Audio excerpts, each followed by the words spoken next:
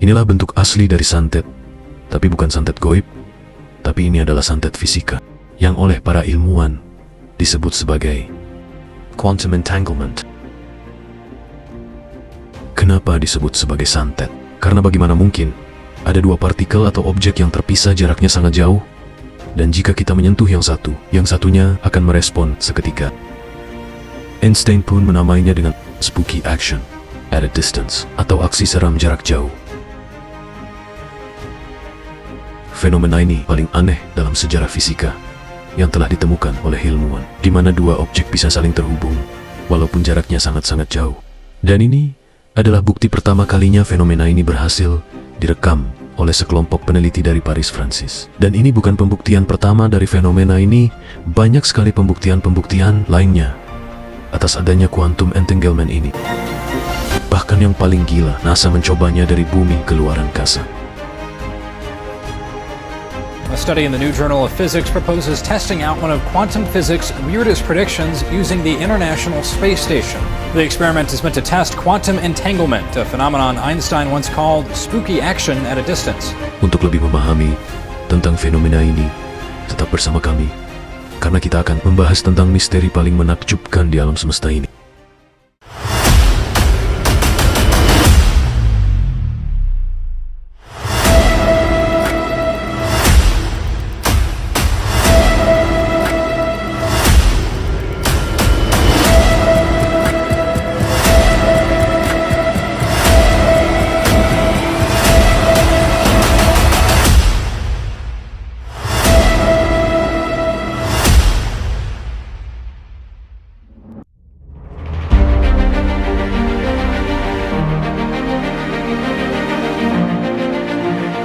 Sebelum kita membahas detail dari quantum entanglement, kita perlu memahami sedikit tentang mekanika kuantum. Mekanika kuantum adalah cabang fisika yang mempelajari alam semesta pada tingkat terkecil, seperti elektron, foton, dan partikel subatomik lainnya.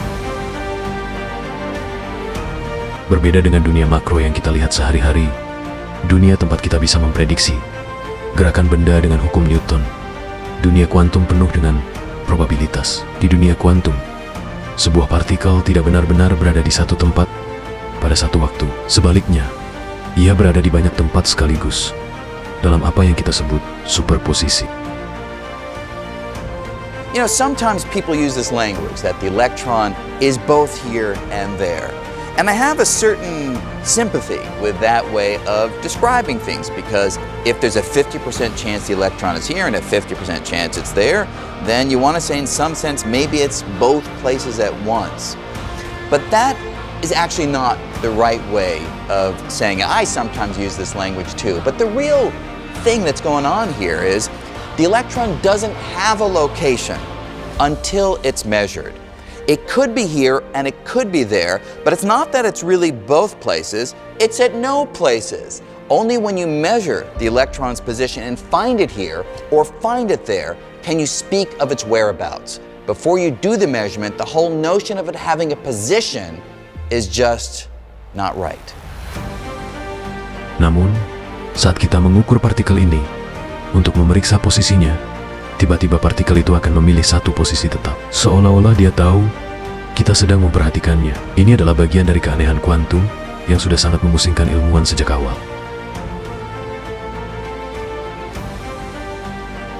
Lalu bagaimana quantum entanglement bisa terjadi? Entanglement adalah fenomena di mana dua partikel yang awalnya berinteraksi menjadi terhubung sedemikian rupa sehingga perubahan pada salah satu partikel langsung mempengaruhi yang lain, meskipun mereka terpisah jarak yang sangat jauh, bahkan mungkin miliaran kilometer jauhnya. Konsep ini bisa membuat sakit kepala para ilmuwan, tetapi begitulah cara alam bekerja di tingkat yang sangat kecil. Mekanika kuantum bukanlah dunia yang mudah dimengerti, tetapi eksperimen telah berulang-ulang kali dilakukan bahwa entanglement benar-benar terjadi.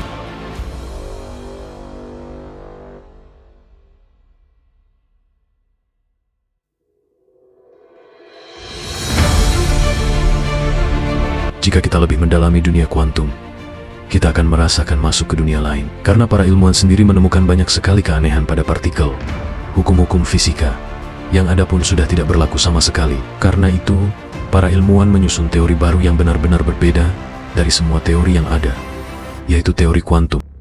Teori yang sangat kontroversial dalam dunia fisika, yang mengubah cara pandang kita tentang materi, ruang, dan waktu. Version I know of is Feynman's version, which essentially says particles are particles, and they hop from place to place with a particular probability. And the probability that a particle that's at some place will be at some different place later is given by a very simple rule. It uses a quantity called the action, which is to do with the mass of the particle and the time and the distance. So you basically calculate these little quantities, which are to do with something called the action, and you add them up. So if I start with an electron in one corner of the room, and I say, what's the probability at some time later it'll be somewhere else? Then at every point in the room, you can assign a probability that it will be there at a later point with one simple rule, and that's it. Now this is called the path integral formulation of quantum mechanics. That underlies everything else. You can get the rest from that. So it's a simple rule. It says what's the probability a particle will move from A to B. That's it. Karena kontroversinya teori kuantum, Einstein sendiri sangat benci dengan teori ini. Karena itu, Einstein berdebat dengan sahabatnya yang bernama Niels Bohr. Perdebatan dua ilmuwan hebat ini sangat terkenal pada saat itu. Bagaimana tidak, gara-gara teori kuantum mereka sampai berdebat soal realitas. Apakah sesuatu itu nyata semata-mata karena objektivitas materi, atau ada unsur subjektivitas yang mempengaruhinya? Fenomena kuantum yang paling tidak masuk akal dan menjadi perdebatan paling hebat antara Einstein dan Bohr adalah quantum entanglement.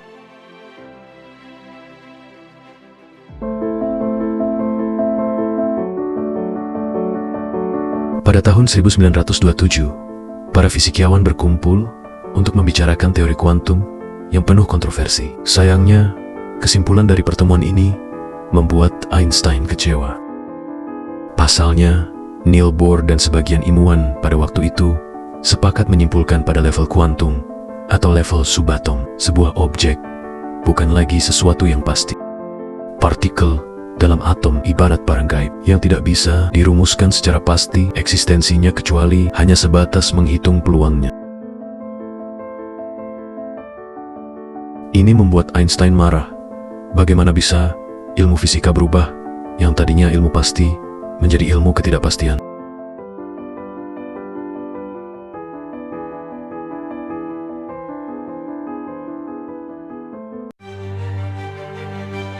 Kecewa dengan hasil tersebut, Einstein pun mencari-cari kesalahan teori kuantum dengan mengajak dua ilmuwan untuk bekerja sama dengannya, yaitu Boris Podolsky dan Nathan Rosen.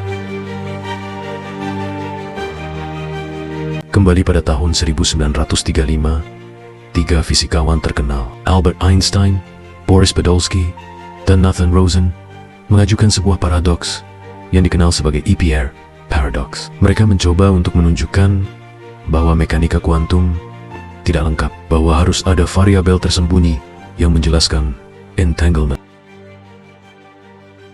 Bagi Einstein, entanglement adalah sesuatu yang dia sebut sebagai spooky action at a distance, aksi menyeramkan di kejauhan. Einstein percaya pada realisme lokal, yaitu bahwa tidak ada yang bisa mempengaruhi sesuatu dari jarak jauh tanpa ada perantara fisik yang menghubungkan mereka. Tetapi mekanika kuantum yang didukung oleh banyak eksperimen mengatakan hal sebaliknya, bahwa partikel-partikel yang terikat bisa saling mempengaruhi tanpa ada penundaan waktu, seolah-olah mereka tahu apa yang terjadi satu sama lain secara instan.